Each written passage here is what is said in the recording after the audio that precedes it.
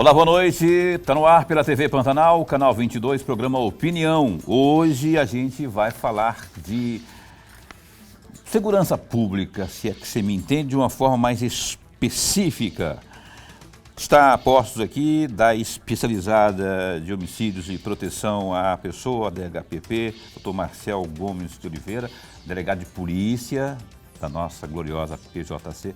A gente vai falar sobre muitas questões ligadas a essa área, a essa delegacia, e você, inclusive, é o nosso convidado a interagir com a gente, caso tenha alguma dúvida, não é?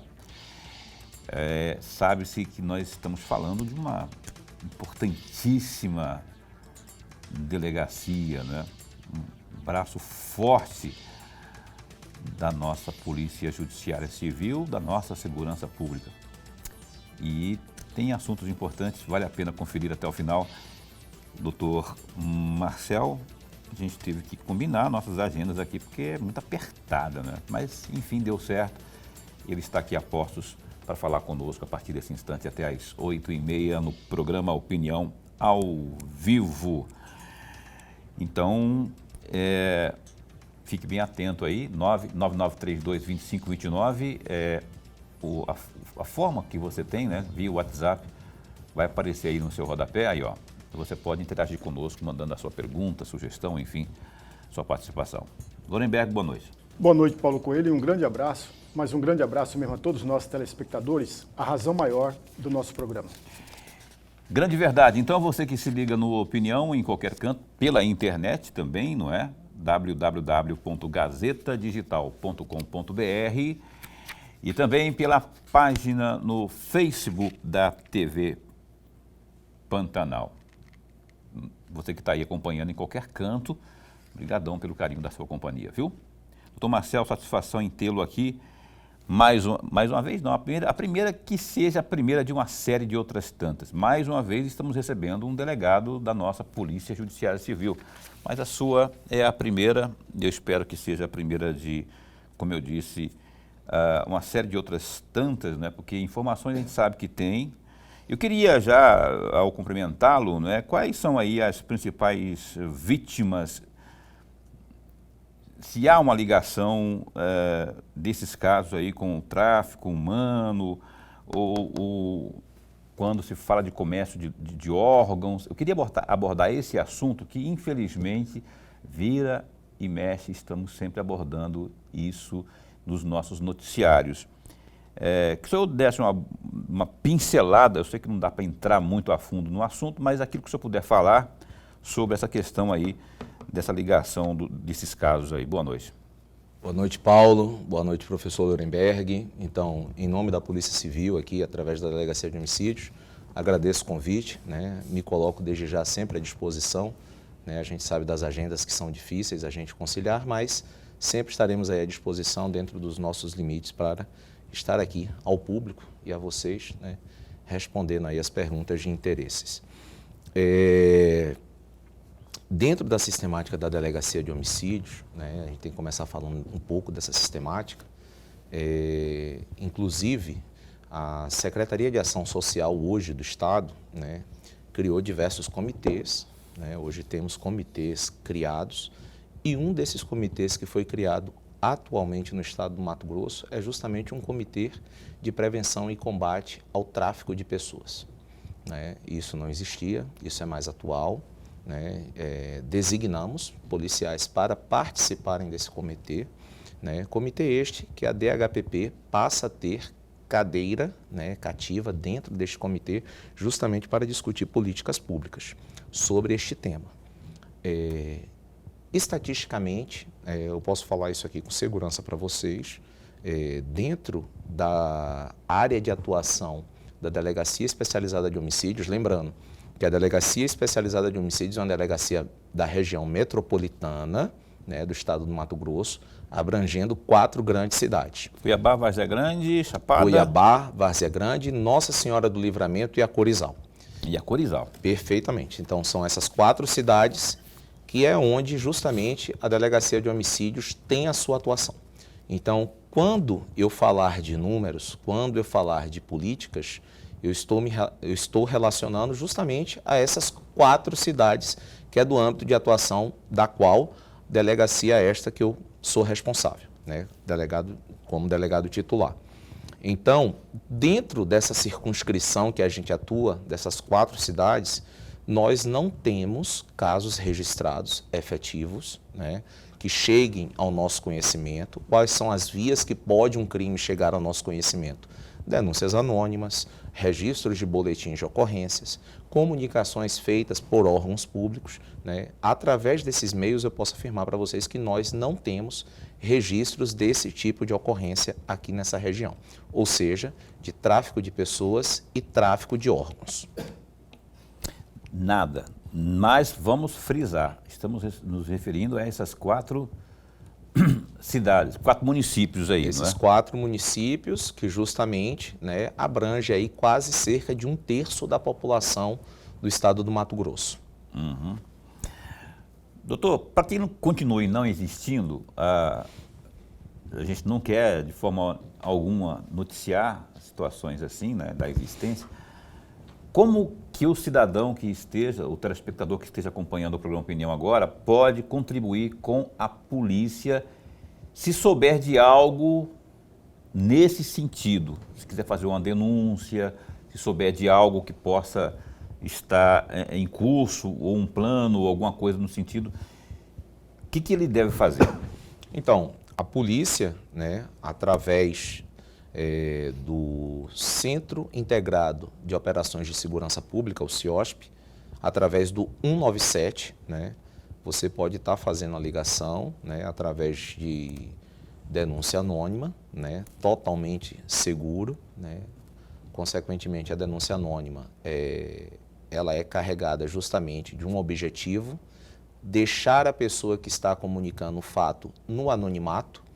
E a partir daquela denúncia, a polícia, através de técnicas de investigação, busca verificar se aqueles fatos denunciados são verossímeis, são passíveis de veracidade no nosso mundo real. Então, o número indicado, né, para essas pessoas entrarem em contato é diretamente através do 197. O 197, através dessa denúncia, estará repassando essa denúncia para a Delegacia Especializada de Homicídios. Entendeu, né? 197.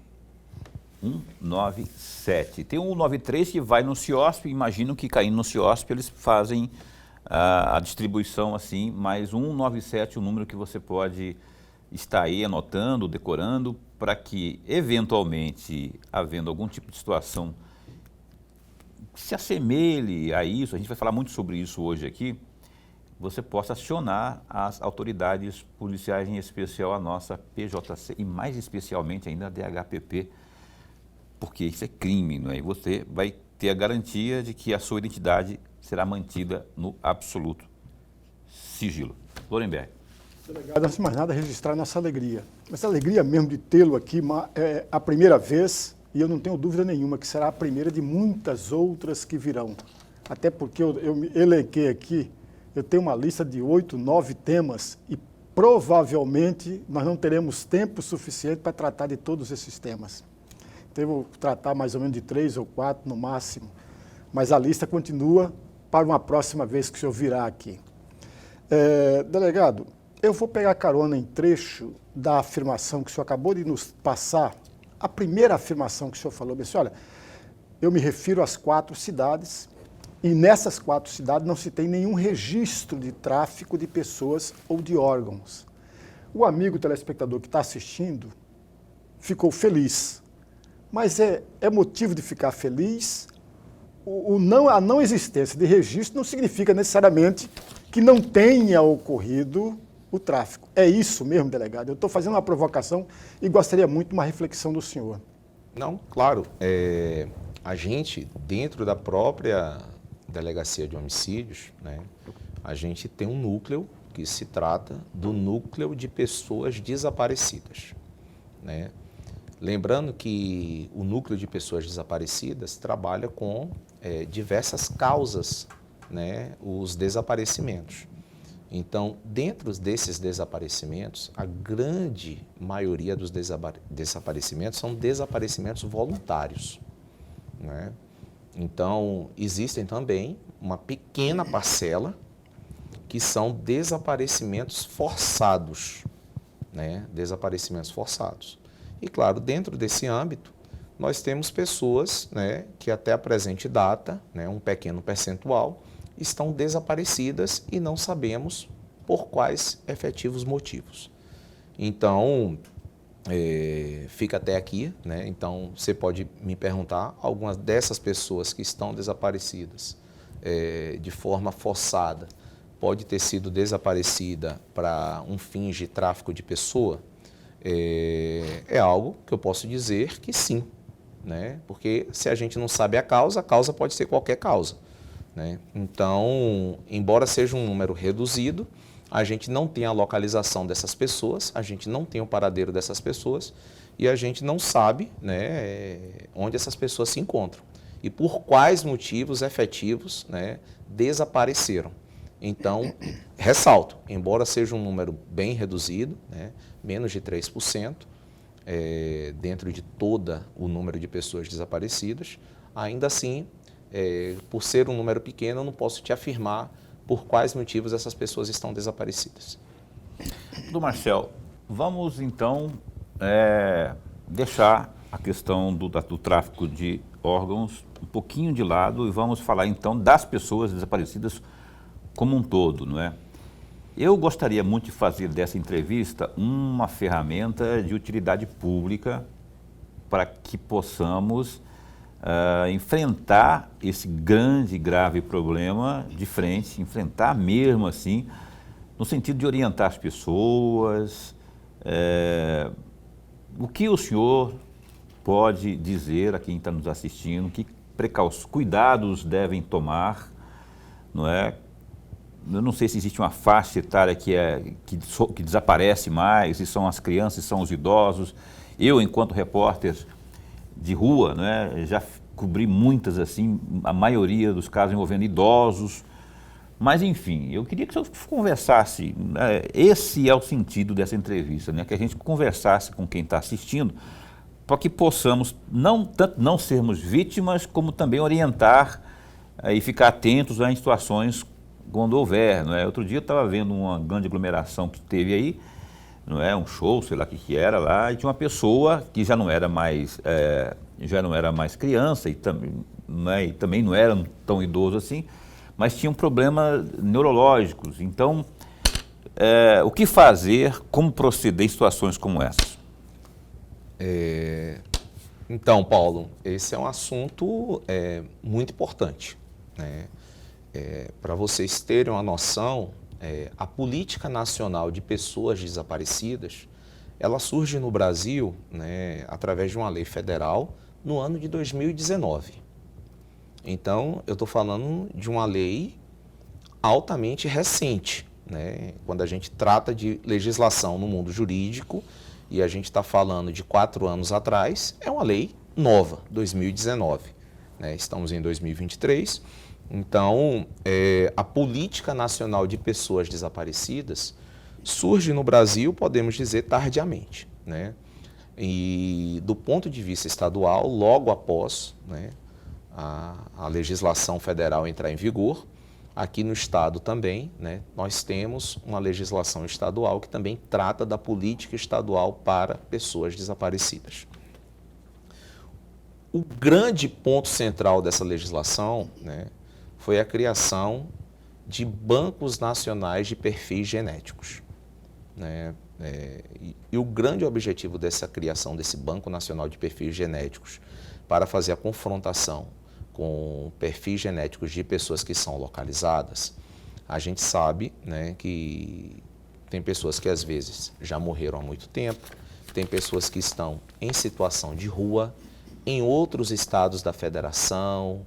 Essas pessoas que estão em situação de rua, às vezes têm algum problema social por trás, às vezes problemas relacionados à saúde, questões de perda de memória, questões relacionadas a doenças, né, degenerativas.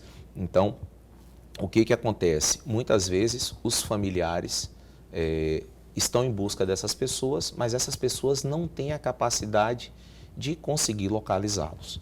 Então, através desse banco de dados, né, o Estado brasileiro, busca justamente o quê?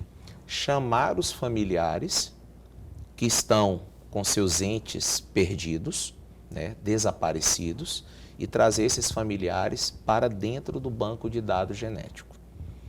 E a partir de então, essa população em situação de rua e, consequentemente, aqueles dados, por exemplo, ossadas localizadas, né? Isso vai tudo para um banco de dados para que sejam confrontados com esses familiares que estão em busca dos seus parentes. E, consequentemente, o banco de dados ele necessita de números, necessita de pessoas.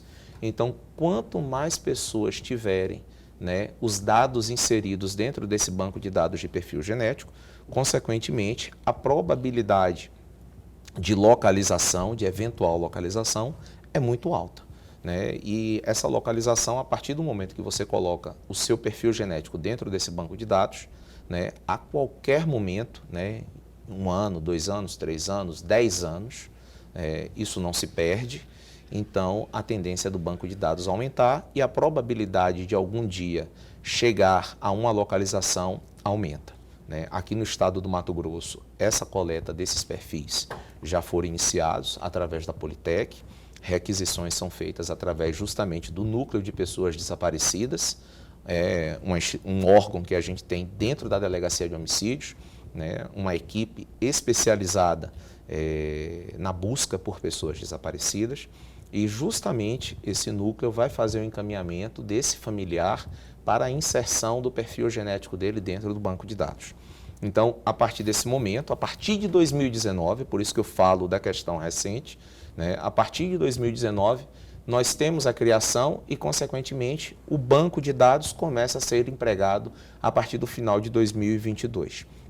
Então, fica, né, essa questão para a população, para os familiares que têm pessoas desaparecidas, para, consequentemente, estarem procurando, para estarem inserindo seus perfis genéticos para confronto genético com eventuais pessoas que sejam localizadas, né? Então, assim, do ponto de vista técnico, né, é um tema muito importante por conta das leis recentes e um tema que eu estava aqui há pouco conversando com o professor Lorenberg, aflige muito a sociedade, porque a gente tem uma média mensal na grande baixada aqui cuiabana, conforme eu falei, nas 4 cidades que são de atuação da DHPP, de cerca de 70 pessoas desaparecidas. Por mês? Por mês, né? Totalizando cerca de 800 pessoas ano. Lembrando, nas 4 cidades de atuação atendidas pela Delegacia Especializada de Homicídios. Caramba, é um número muito maior do que eu imaginava. E eu tenho que ir para o intervalo comercial, só para concluir a resposta da pergunta que eu fiz. O maior incidência é que em idosos, crianças? A faixa etária entre 18 e 59 anos. 18 e 59. Adultos. Com problemas mentais ou não? Problemas neurológicos ou não, né? A grande maioria está relacionada a causas voluntárias. Brigas familiares é a sua grande maioria. Meu santo Cristo. É duro, né? Olha só, sobre esse assunto que é interessantíssimo, a gente continua já já, vamos para um breve intervalo comercial, a gente volta num instante só.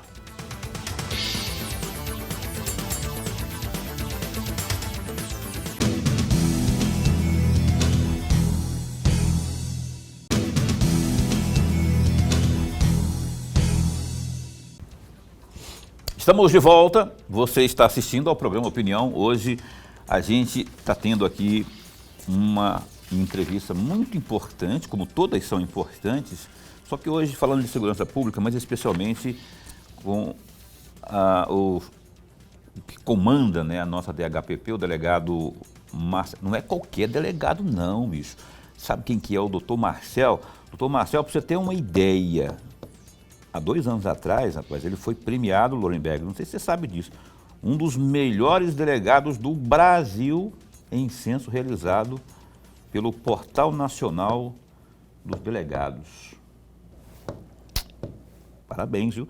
Então, nós temos aqui experiente delegado à frente da nossa DHPP. Estamos falando sobre desaparecidos, falamos sobre tráfico de órgãos. Já a gente traz mais detalhes aqui, inclusive sobre os desaparecidos. Vamos dar uma esmiuçada no assunto. Antes, porém, rapaz, olha só, www.gazetadigital.com.br. O senador Jaime Campos se posicionou de forma firme, dizendo que faz questão que o deputado estadual Eduardo Botelho permaneça no União Brasil. Ele afirmou que sabe da determinação de Botelho em ser candidato a prefeito de Cuiabá no ano que vem, no União Brasil, ou em outro partido, e espera que consigam dialogar para chegar em uma solução sobre o dilema entre o deputado federal Fábio Garcia e ele, Botelho. Em entrevista à Rádio Vila Real FM 98.3, Jaime afirmou que não acredita que Mauro, no caso Mauro Mendes, já tenha decidido que Fábio Garcia será o candidato escolhido para disputar a prefeitura da capital. O senador lembrou que o governador, por diversas vezes, manifestou que quer deixar esse debate para 2024, ano das eleições. Outro destaque aí, a deputada federal Gisela Simona, do União Brasil, afirmou que levará a discussão sobre a universalização do direito à internet móvel como serviço essencial à Câmara Federal, a parlamentar, né, que fez esse apontamento. Ele foi feito durante o Jornal do Meio-Dia, exibido na segunda-feira, dia 17. Simona tomou posse na Câmara no último dia 7, durante período em que Fábio Garcia, que é também do União Brasil, se afastou do cargo para assumir a Casa Civil de Mato Grosso. Ao ser questionada sobre sua temporada no parlamento, a deputada disse que irá trabalhar pautas ligadas ao direito do consumidor, que é sua bandeira principal. E olha só, cadastramento no Ser Família Habitação para financiamento da casa popular, com subsídio de até R$20 mil, será de forma online pelo Sistema Habitacional de Mato Grosso, o CIAB-MT, decreto número 371, que regulamenta o programa, foi publicado no Diário Oficial desta quarta, dia 19. O CIAB-MT ainda será aberto e o link para o sistema ficará disponível no site da MT Par. Subsídios aprovados serão repassados diretamente à Caixa Econômica Federal, responsável pelo financiamento. Quer saber mais sobre essa notícia aqui, ó, da habitação, detalhes, como procurar maiores detalhes sobre isso? É só dar um clique aí, Gazeta Digital, é o www.gazetadigital.com.br. Muitas informações ali, rapaz, olha só. Além dessas aqui, outras tantas de esporte, cultura, política, além dessas do Jaime aqui, falando da questão aí do Botelho, né? Outras tantas você acompanha no Gazeta Digital. Lorenberg, um assunto hoje, eu queria até te pedir uma breve opinião sua, que eu estava vendo hoje, né? O ministro Alexandre de Moraes liberou um dos que estavam presos lá, não é? Ele concedeu a liberdade ao Jean. Salvo engano, Jean é aqui de Mato Grosso, salvo engano é de Juína ou Juara. Enfim, ele é deficiente, ele é especial, esteve 6 meses preso. E aí concedeu a ele a liberdade hoje, depois de muita insistência dos advogados, repercussão na mídia, repercussão negativa na mídia, né? E aí eu fico pensando, né? E aí ele foi liberado, só que vai usar tornozeleira eletrônica. Eu acho, já vou dar minha opinião, um absurdo. Primeiro, ele está preso, né? É um jovem especial, não é? Catador de recicláveis, né? De materiais recicláveis, que estava lá ajudando as pessoas idosas que estavam tentando fugir daquele vucu-vucu do 8 de janeiro e foi preso. Foi preso. E aí agora, ficou 6 meses por lá e agora recebe a liberdade, mas com tornozeleira eletrônica. Eu não entendo mais o que está acontecendo no nosso. Se isso não for estado de exceção, e aí eu falo não só de situações como do Jean, de outras tantas pessoas que estão lá, não sabem por que o devido processo legal não acontece, a questão do acesso aos autos muito menos, a PGR se manifesta e não é ouvida, suas posições não são acatadas, e tem mais gente aí usando tornozeleira eletrônica, dentre essas tantas centenas aí que foram presas, tem mais gente presa aí, enfim, às vezes por crime de opinião, onde nós estamos, onde vamos chegar. Eu queria que você fizesse um breve comentário a respeito dessa questão do Jean. Mas, Paulo e amigo telespectador, muito rapidamente, veja, na verdade o que eu vou falar agora é complemento de que eu já falei na semana anterior. Veja, foram mais de 900 pessoas presas e que cometeram crimes variados. É impossível para o Poder Judiciário, fazer uma lente e enxergar todos no mesmo instante, no mesmo momento. Passa a conhecer cada uma das pessoas paulatinamente. Não cabe ao Judiciário, tudo que o advogado falar, ele vai aceitar. Nem sempre é assim, meu amigo. Todos nós sabemos que o advogado age para defender o seu cliente. E ao agir para defender o cliente, ele vai inventando uma série de artimanhas jurídicas, inclusive, para defendê-lo. E está correto, o profissional é assim, está correto. Cabe ao Judiciário ter a sua lente e essa lente não abrange a todos ao mesmo tempo. Foram presas mais de 900 pessoas, ainda estão presas mais de 200 pessoas. Eu volto a insistir, eu não critico o Judiciário neste particular. Cada uma daquelas pessoas que foram presas cometeram um crime.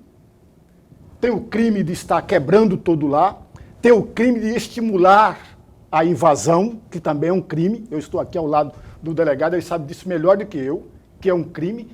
Existe aquela pessoa, empresário, que bancou tudo aquilo, também cometeu crimes. Então é preciso que a gente observe as coisas de uma forma muito geral.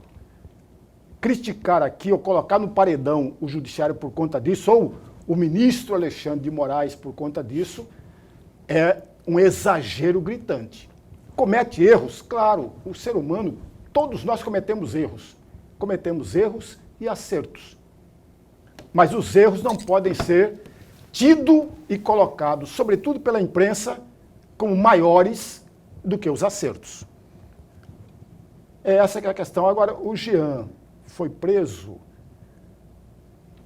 como num grupo de mais de 900 pessoas, o ministro Alexandre de Moraes vai identificar, ali tem alguém doente, tem alguém autista e que pode não ter nenhum benefício à prisão dele. Não tem como, amigos. A gente precisa ser sensato nas nossas avaliações para que não venhamos a cometer erros.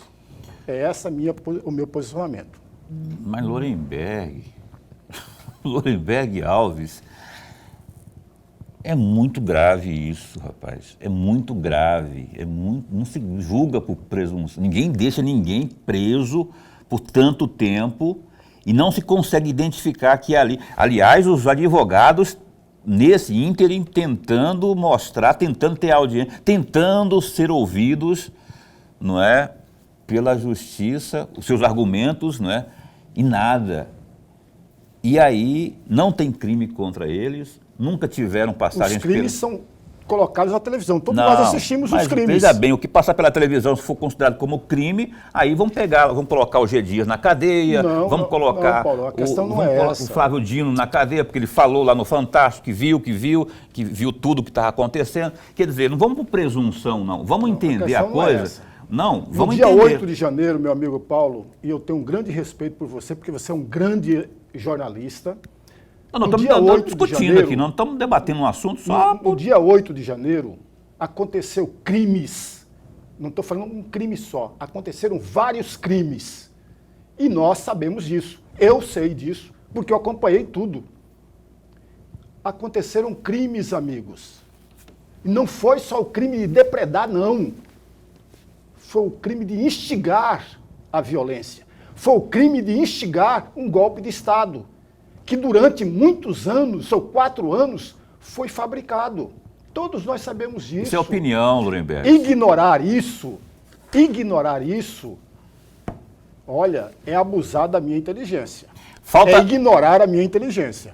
Falta empatia, tá? Não se faz o que está sendo... Tem centenas de pessoas aí sendo humilhadas. Se isso não for estado de exceção, eu não entendo mais o que é. Pessoas do bem, que nunca fizeram nada. Eu vi pela televisão. Viu? O quê? Porque se você viu, você tem que provar que viu e me levar a prova lá. Esse aqui, não, aquele lá não, careca não, aquele ali, esse aí. Não, aquele barbudo não, esse aí. Esse sim, esse estava lá porque eu tenho prova disso. E leva e prova, entendeu? Agora levar no... Tanto que os julgamentos estão sendo feitos por lote, onde já se... Paulo, mas não tem como você julgar todo mundo, centenas de pessoas de uma vez só, é humanamente impossível. Quer dizer, já que é impossível, vamos condenar todo mundo? Vamos acabar com a vida de todo mundo? Essa é a minha opinião. Eu acho que lote a gente faz com animais, com gado. A música lá que eu falo sempre aqui, gado a gente marca, tange, fere, engorda e mata. Mas com gente é diferente. A minha opinião é essa, eu acho que politizaram tudo e, infelizmente, quem realmente devia estar na cadeia, que participou, servindo aguinha lá para os invasores, manifestantes, não está, nem sequer foi permitido que fosse levado a ele para depor na CPMI. É um assunto muito polêmico, né? Essa é só a minha opinião, só porque eu respeito do glorioso meu professor Lorenberg Alves. E a sua também. E estamos aqui entrevistando nesta noite aqui o delegado de polícia na nossa DHPP, Dr. Marcel Gomes de Oliveira. Não vou colocar o senhor nessa fria aqui de ficar comentando coisas políticas, porque não é para isso que a gente fez o convite. Sobre o assunto em tela, não é, que essa questão dos desaparecidos, eu queria esmiuçar um pouco mais, rapaz, porque as características, os números, aquilo que o senhor tiver de números aí, porque quando você fala que a pessoa, por exemplo, junho, você estava falando no intervalo aqui, teve um número expressivo de pessoas desaparecidas, que eu poderia chamar assim, que espontaneamente saíram de casa e não voltaram mais, né? Que informações o senhor tem a miúde a respeito disso? Então, Paulo, quando a gente entra no assunto de pessoas desaparecidas, primeiramente a gente tem que dizer o que vem a ser, de fato, uma pessoa desaparecida, né? Então, assim, a legislação dá um conceito básico, né, dizendo que desaparecido é aquela pessoa que tem o seu paradeiro desconhecido, né? Só que, de uma forma mais abrangente, a gente pode dizer que é aquela pessoa que foi afastada de seu convívio, né, cotidiano, sem qualquer tipo de aviso a familiares ou amigos. Então, a partir desse ponto, desse conceito, né, do que vem a ser pessoa desaparecida, a própria, né, doutrina do assunto elenca 3 grandes grupos de pessoas que podem ser desaparecidas. Os desaparecidos de forma voluntária, involuntários e forçados, né? Então, os voluntários são simplesmente aqueles, né, que resolvem sair da sua vida cotidiana por vontade própria e não avisa ninguém, né? E os grandes exemplos que a gente tem dos desaparecidos voluntários é justamente as brigas familiares, brigas afetivas, né, problemas de ansiedade, medo, né, rotinas, mudanças de rotinas da vida, né? E aí a gente se depara também com as questões dos desaparecimentos involuntários, né, que é aquela situação que a pessoa é afastada do seu dia a dia de forma que ela não tem controle. Por exemplo, a pessoa sai para fazer uma trilha na floresta e sofre um acidente, né? Ela terminou causando um desaparecimento por parte de seus familiares de forma involuntária. Ou então uma pessoa sai de casa e de repente sofre um problema de lapso temporal. Ela não sabe quem é, não sabe quem são seus pais. Perde o radar de tudo, né? Exatamente. E aquela pessoa ali se torna desaparecida de forma involuntária. E temos, né, os casos dos desaparecidos forçados, que são quando terceiros, né, sem qualquer, né, anuência, sem qualquer vontade da vítima, arrebatam essa vítima de forma forçada, né, e, consequentemente, com emprego de violência e grave ameaça, sem a concordância dessa, fazendo com que esta pessoa saia do seu convívio diário familiar. Então, nós temos esses três grandes conceitos: voluntário, involuntário e forçado. E como você perguntou, dentro de números, nessa região de atuação da Delegacia de Homicídios, Cuiabá, Várzea Grande, Nossa Senhora do Livramento e Acorizal, eu vou trazer aqui a título de exemplo os números do mês de junho de 2023, ou seja, do último mês, né, desse ano, e foram 66 pessoas desaparecidas nessa região, né, que eu falei aqui, 66 pessoas.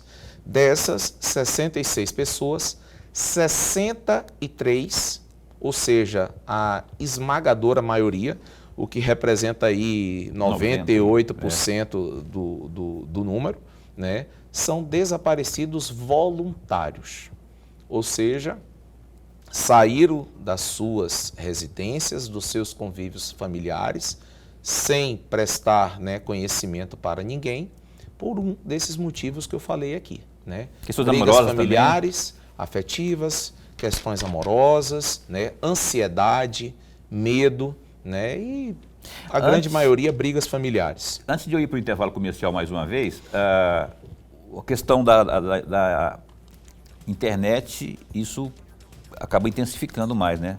Facilitando mais as questões amorosas, por exemplo. O cara conhece, a menina conhece, o cara lá não sei, conhece, entre aspas, né? Isso acaba, e aí ela toma decisão. Sim, dentro de um espectro que a gente analisa, principalmente com relação às idades, né? Quando a gente analisa aí os desaparecidos entre 1 e 18 anos de idade, né? Que ainda assim é um número reduzido, nós temos casos desses desaparecimentos, dessas paixões repentinas, em que os adolescentes, né, terminam virtuais, saindo de suas casas em busca desse amor platônico. Virtual. Pois é, já o Lorenberg tem perguntas aqui, porque a gente vai fazer no próximo bloco, dá tempo de ele responder, porque agora neste bloco não vai dar tempo de ele responder. A gente volta num instante só.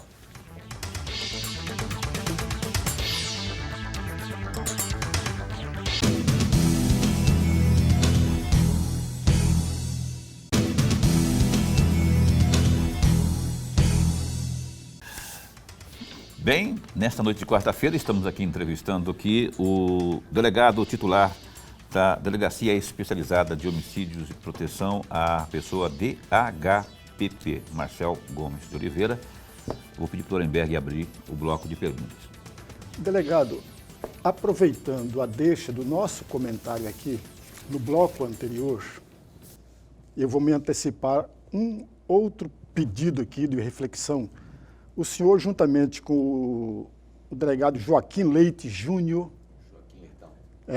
chegou a publicar um livro sobre a nova lei de abuso de autoridade, é isso? E aí vem a minha primeira pergunta. O senhor pode destacar um ponto, na verdade é um pedido, o senhor pode destacar um ponto que demonstre avanços nessa nova lei de autoridade e, ao mesmo tempo, o senhor dá uma pincelada muito rapidamente por que as autoridades, pelo menos no início daquele processo de aprovação ou não do projeto de lei, resistia bravamente sobre essa lei de abuso de autoridade? Professor Laurenberg, eu sou um crítico da forma como a lei foi aprovada, isso está no preâmbulo do livro que eu escrevi juntamente com o Dr. Joaquim Leitão, né? Faltou debate, faltou discussões, as penas são extremamente elevadas, algumas penas são extremamente elevadas para os bens jurídicos que efetivamente são atacados. Então, assim, dentro da sistemática jurídica existem diversas formas de interpretação das leis penais. Uma das formas de interpretação é justamente você analisar a interpretação histórica, ou seja, qual era o momento em que o país passava quando aquela determinada legislação entrou em vigor. Então, a gente havia um período de caça às bruxas, principalmente em relação àquelas pessoas que coordenaram uma grande operação de âmbito nacional em que combateu-se a corrupção em todo o Brasil, né? Especificamente a Operação Lava Jato. Então, a lei de abuso de autoridade vem justamente nesse cenário, né? Uma forma de buscar aparar, né, eventuais abusos cometidos. Então, era muito mais fácil, em vez de buscar reparar esses abusos através de uma nova legislação, era muito mais fácil fazer com que se aplicasse a legislação antiga, né? Então, assim, a gente sempre teve uma legislação de abuso de autoridade e que sempre ficou aquela pergunta no espaço, né? Aplica ou não aplica, aplica ou não aplica. Então, a questão não é uma questão de legislação, de criação de uma legislação nova, mas sim a questão de efetivação das legislações que você tem no país, né? Então, é minha crítica, né, sobre a legislação. Inclusive, a gente deixa isso claro, né, nesse livro. A gente fez um livro justamente como profissionais da segurança pública, fez esse livro voltado justamente para os profissionais da segurança pública se ampararem contra eventuais abusos que fossem cometidos contra os próprios policiais, né, agentes totais da segurança pública no exercício da sua função. E ali a gente busca justamente aparar essas arestas aí que foram criadas pelo Poder, né, Legislativo Federal em um período conturbado socialmente. Ainda está meio conturbado, eu lamento informar aí, mas está meio... Doutor, voltando ao nosso tema aqui, temos pouquíssimos minutos aqui, temos 8 minutos para encerrar o programa. Eu quero esmiuçar um pouco mais esses números aqui quanto aos desaparecidos. Por exemplo, o último fechamento que houve aí, estatístico, pessoas que foram localizadas, né? Quantas foram, e dessas, quantas foram localizadas vivas e quantas mortas? Então, em dados consolidados do ano de 2022, né, do último ano, porque aí eu posso falar do fechamento total, tem um número total dentro de 365 dias no ano, nós tivemos, né, 27 pessoas mortas de um total de 771 pessoas desaparecidas, o que vai representar aí, né, cerca de 3,5% do total. Ou seja, essas 27 pessoas mortas, né, que foram localizadas, representa 3,5% de um total de 771 pessoas. Significa dizer que 744, né, foram consolidadamente vivas e as outras 27 mortas. Dessas 27 pessoas que foram localizadas mortas, vale salientar que as 27 não significa dizer que foram crimes de homicídio. Né? Dessas 27 pessoas mortas, nós temos afogamentos, suicídios, mortes naturais e 10 das 27 representam crimes de homicídio seguidos de ocultação de cadáver. Pois é, aí que eu quero dar uma esmiuçadinha aí, mas de forma muito breve, em circunstâncias é feita essa localização aí? Eu sei que o senhor falou no começo aí que tem a nossa DHPP, esse setor em especial tem uma equipe muito especializada nesse trabalho propriamente, não é? Mas assim, acontece a localização em que circunstâncias, por exemplo? Depois de de cruzamento de dados, por isso o senhor falou que é importante que as pessoas que eventualmente tenham algum parente, algum conhecido desaparecido, deva fornecer mais dados lá, não é, para preencher o banco de dados. Mas quais assim, que situações geralmente é feito esse tipo de localização? Então, até importante, Paulo, a gente está falando aqui, a pessoa, quando tem um parente, um ente querido desaparecido, um familiar, é importante que fale tudo para a polícia. Não adianta você procurar o médico com uma dor e falar para ele que está tudo bem, né? Então, quando os familiares chegam na DHPP, eles costumam esconder, né, os pontos mais importantes que podem levar à localização, principalmente assuntos relacionados a questões que podem repercutir de forma socialmente negativa para aquela pessoa na sociedade, né? Então, assim, isso para a investigação é crucial. Tem que dizer tudo para, então, a polícia lançar meios, né, através dos recursos tecnológicos que tem, de inteligência, de investigação de campo. Tem muita coisa que a gente faz através de investigação de campo. Um dos primeiros sistemas que a gente tem é através da autorização do familiar da vítima, da divulgação da fotografia, divulgar a fotografia hoje através das redes sociais. Hoje, uma excelente ferramenta é a divulgação de rede social. Se você pede o engajamento da sociedade na divulgação daquela pessoa, a quantidade de ligações que nós começamos a receber do possível paradeiro dessa pessoa é muito grande. Quanto mais pessoas divulgam. Então, tem um dos primeiros quesitos é justamente a família autorizar a fotografia da pessoa para que essa fotografia seja divulgada, para que então, né, a gente comece a receber informações. E outra, tem alguns recursos tecnológicos que a gente utiliza dentro da área da investigação, né? Análise de imagens, né? Questões de rede social, se a pessoa está acessando, se a pessoa não está acessando rede social, se a pessoa está entrando em contato com alguém, né? A gente tem cadastros, né, dentro daqui da nossa região de instituições de saúde, de instituições de amparo, casas de apoio, que justamente são obrigadas a notificar a polícia se tem alguma pessoa ali dentro daquele sistema. Beleza. Professor. Delegado, permita-me voltar ao assunto que eu mencionei agora há pouco, mas eu gostaria muito de uma reflexão do senhor, muito rapidamente, sobre a afirmação do desembargador Guilherme Souza Nucci, que ele disse que a lei de abusos de autoridade blinda ainda mais o agente público. Existem vários trechos que ele afirma isso, que ele mostra exemplo. E um deles é exatamente em um trecho que eu destaquei. Há dois valorosos obstáculos à punição do agente público que deixa o preso ser filmado e interrogado por um repórter, sofrendo vexames, humilhações e até produzindo provas contra si mesmo. E aí, no final, para não dizer os artigos que ele menciona aqui, noutros termos, torna-se praticamente impossível punir o agente público que permite a filmagem e a entrevista de um preso frente à TV. O senhor concorda com essa afirmação? Ou o senhor discorda e por quê? Eu queria que o senhor respondesse em 2 minutos, no máximo, para a gente encerrar o programa, porque já estamos... Então, o assunto é complexo, né? Eu vou falar bem rapidamente, o assunto é complexo porque a gente tratar da sistemática da lei penal é complexo.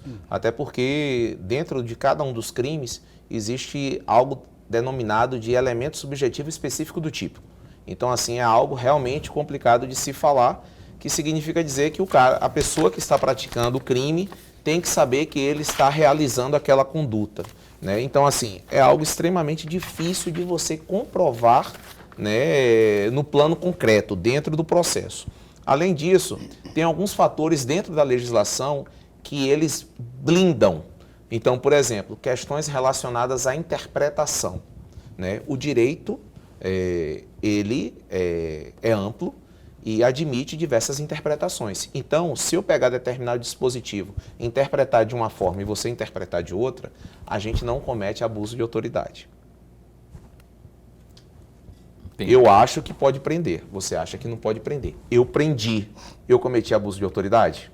Não cometi, porque cabe uma dupla interpretação. Então existe isso dentro da lei. É isso que o NUT fala. E eu só sei que esse negócio dessa lei aí da autoridade foi bom para nós não. Os repórteres que eu cobri muito tempo aí, jornalismo policial, a gente chegava, não podia filmar, tá ali, ó, o Guina, às vezes quando tá cadeia neles, por exemplo, não pode mostrar mais o cara ali, se mostrar da BO, dá problema, não pode mais. Às vezes vamos fazer prejuízo, mas o cara às vezes é um latrocida conhecido, não pode mostrar. O cara tira onda com a reportagem ainda, é uma brincadeira. Né? E o delegado não pode fazer muita coisa, senão proibir, né? Ou policial militar também, que às vezes está trazendo do trabalho ostensivo. Doutor Marcel, não há mais tempo para a gente continuar. Eu tenho que encerrar agora. O senhor tem de cabeça o número de pessoas desaparecidas em Mato Grosso hoje? 444 pessoas. Mato Grosso, não. Cuiabá, Várzea Grande, Nossa Senhora do Livramento e Apurizal. 444, mas salvo engano, no Mato Grosso, aproximadamente 650. Centenas de pessoas aí. Então, fique atento àquelas orientações que ele passou aqui, ó. Colabore com o banco de dados aí e 197. Doutor Marcel, obrigado por ter vindo. O espaço continua a postos para bem informados. Eu que agradeço, muito obrigado. Em nome da Polícia Civil, eu agradeço a todos. Um dos melhores do Brasil aqui, ó. Doutor Marcel conosco aqui, vai voltar outras vezes aqui para desmiuçar mais sobre coisas da DHPP. Lorenberg, até amanhã. Até amanhã. O senador Mauro Carvalho, está aí no lugar do Wellington Fagundes, no Senado, vai estar conosco às 7h30 da noite amanhã aqui no programa Opinião, né? Falando de muita coisa, muita política, muitos babadinhos lá do Congresso, muitas informações importantes e pertinentes aqui no Opinião com o Mauro Carvalho. Se cuida, até lá, amanhã, hein? 7h30 da noite, Mauro Carvalho. Fica bem, fica com Deus também.